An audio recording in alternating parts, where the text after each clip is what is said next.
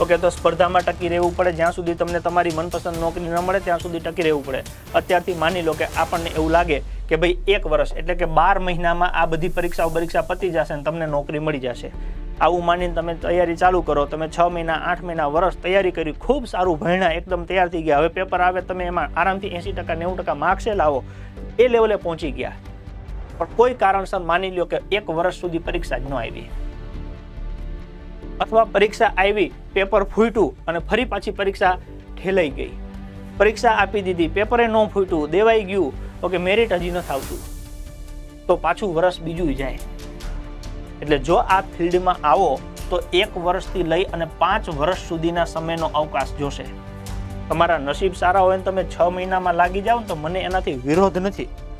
પણ હું જ્યાં સુધી આ ફિલ્ડને જાણું છું, સમજું છું, જે છોકરાઓને હું મારી દ્રષ્ટિએ જોઉં છું કે છોકરો આવે એ એવું માનીને આવે કે 6 મહિનામાં પરીક્ષા લેવાઈ જાય ને બધું થઈ જાય ને મને ઓર્ડર મળી જાય, એવું ન થાય ભાઈ. એ તો તમારી ઈચ્છા છે. તમારી ઈચ્છા તો એવી હોય કે હું સવારે જાઉં સાંજે ઓર્ડર લઈને આવું, પણ એવું ના થાય. આ સરકાર એની રીતે ચાલતી હોય છે, આપણી ઈચ્છાથી સરકાર ન ચાલતી હોય.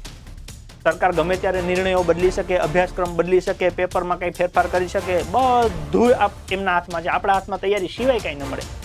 એટલે એ જીરવવાની, જપવાની તમારામાં તેવડ હોવી જોઈએ કે હું આ ફિલ્ડમાં 1 વર્ષથી લઈને 3 વર્ષ સુધી આપી શકીશ, 5 વર્ષ આપી શકીશ. માની લો કે કોઈ છોકરાએ તાજું 12મું પાસ કર્યું હોય તો એને ફિક્સ 5 વર્ષીય યોજના નક્કી જ કરી લેવાની કે લોકો કેમ MBBS બને છે એમ તમે 5 વર્ષ આમાં ફોકસ કરો, પછી તમે 3 વર્ષમાં કોલેજ પૂરી કરીને પરીક્ષા દો ને લાગી જાઓ તો કાંઈ વાંધો નહીં, વૈધા એટલા તમારા બોનસના.